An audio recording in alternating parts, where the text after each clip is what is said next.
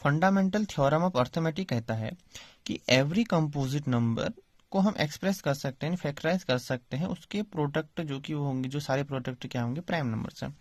अगर मैं इसको आसान भाषा में समझाऊं तो ये देखो, सबसे पहले हमें जानना होगा कि देखो हमने सबसे पहले जानना होगा कि प्राइम नंबर्स क्या होते हैं। देखो प्राइम नंबर्स का मतलब होता है कि जिसके एक ही फैक्टर हो, यानी कि वो खुद और एक हो, यानी कि जो खुद से डिवाइड हो या एक उसका फैक्टर हो। कंपोजिट नंबर का मतलब होता है अपरिमेय संख्याएं जिसके दो से ज्यादा फैक्टर होते हैं। जैसे 4 हो गया तो इसके दो फैक्टर है, दो से ज्यादा है, दो दूना दो, इसकी ऐसे दो फैक्टर ऐसे हो गया।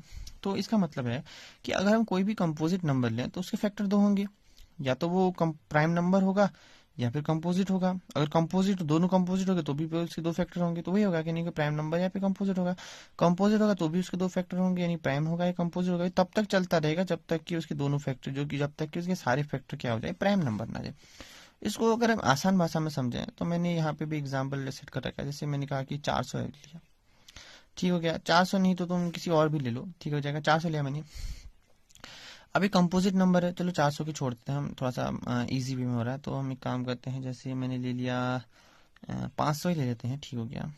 देखो अगर मैं 500 को देखूं तो एक प्राइम कंपोजिट नंबर, अपरिमेय संख्या, इसके फैक्टर तो होंगे ही।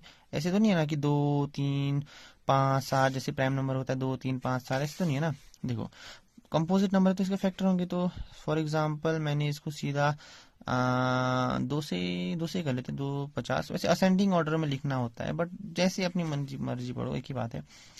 25 हो गया, पर असेंडिंग लिखें तो घटते क्रम बढ़ते क्रम में लिखेंगे तो हमारा ही फायदा होगा। देखो अब इसके बाद क्या हो जाएगा, अब हमने सीधा 5 से कर दिया, ठीक हो गया। ये हो जाएगा 50, ठीक हो गया। फिर उसके बाद अब कहाँ 2 से करने में लगा रहा हूँ ना, तो देखो हाँ मैंने इसलिए डायरेक्ट ही कर दिया। तो 50 के केस में अब क्या हो जाएगा, ये हो जाएगा 2 गुणा 25 और फिर 1 गुणा 5 गुणा 5। वैसे तो ये थोड़ा सा ये तरीका हो जाता है, तो क्या हो जाएगा 2 गुणा 5 गुणा 2 गुणा 5 गुणा 5। तो ये ओवरऑल क्या बना, 2 की पावर 1 2, 2 और 5 की पावर 3। तो ये ओवरऑल बना, ठीक हो जाएगा।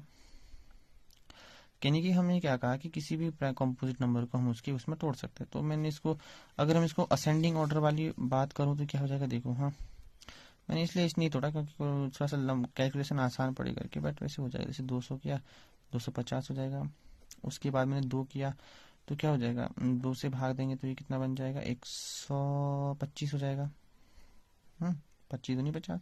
उसके बाद अगर हमने अब कितने, 3 से जाएगा, 5 2 7 और 1 8, नहीं जाएगा 3 से, तो हम सीधा 5 से करेंगे। 5 ये बन जाएगा 25, अगेन 5, ये 5। ओके, मैं बताऊंगा कि मैंने मैंने इसको देख के कैसे बता दिया कि 3 से भाग नहीं जाएगा। इसके बारे में हम थोड़ी सी आगे को पढ़ेंगे। ये वैसे डिविजिबिलिटी रूल है। तो देखो क्या हो गया, 25 हो गया। अब ओवरऑल क्या हो गया, देखो हमने क्या लिखा, असेंडिंग ऑर्डर। बढ़िया लग रहा है ना लिखने में, थोड़ा सा नहीं तो अजीब लग रहा है। तो ये ज़्यादा बेहतर है कि हम असेंडिंग ऑर्डर में लिखो ना, घट बढ़ते हुए क्रम में। तो 2 गुणा 2, 5 गुणा 5 गुणा 5। 2 कितनी बार आया, 2 की पावर 3। 5 कितनी बार आया, 3। तो ये समझ लो कि हम किसी भी प्राइम नंबर्स को उसके किसी भी कंपोजिट नंबर को हम उसके प्राइम नंबर्स के फैक्टर को हम प्राइम नंबर के फैक्टर में तोड़ सकते हैं। और हम ये भी कह सकते हैं कि हम किसी भी कंपोजिट नंबर को प्राइम नंबर्स की पावर्स, जो अलग अलग प्राइम नंबर्स की पावर्स में हम उसको लिख सकते हैं प्रोडक्ट के फॉर्म में।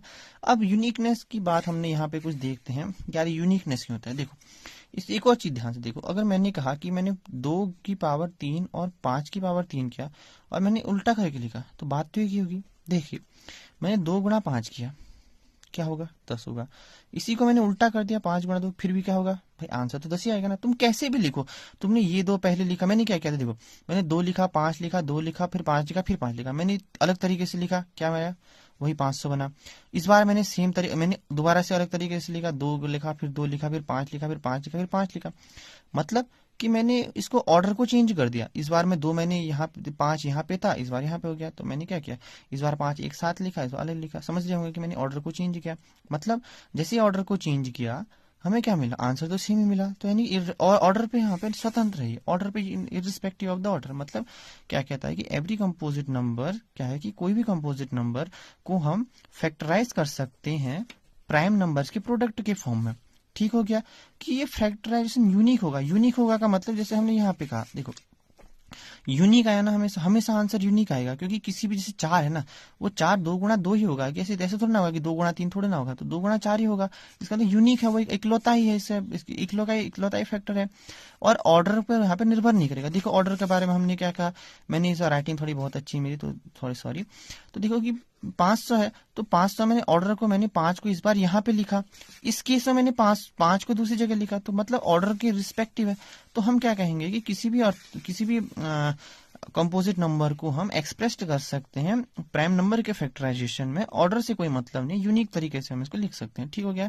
तो ये ओवरऑल है। वैसे देख लो डेफिनेशन क्या है कि every composite number can be expressed as the product of primes and this factorisation is unique except the order and in which they occur. Overall है, समझो वैसे बात क्या क्या डेफिनेशन हो, समझो ऐसी, ये ओवरऑल डेफिनेशन। इसका एक और थ्योरम है, जैसे हम इसको हम अगले वीडियो में बात करेंगे।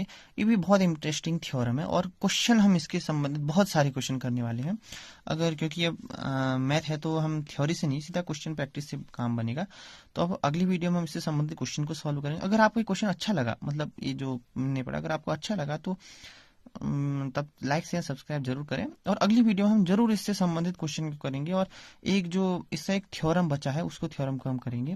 वैसे भी ज़्यादा कुछ नहीं, थोड़ा सा ही थ्योरम है, वो समझ में आ जाएगा, वही इस पावर से संबंधित है। तो अगर आपको अच्छा लगे तो लाइक शेयर सब्सक्राइब जरूर करें।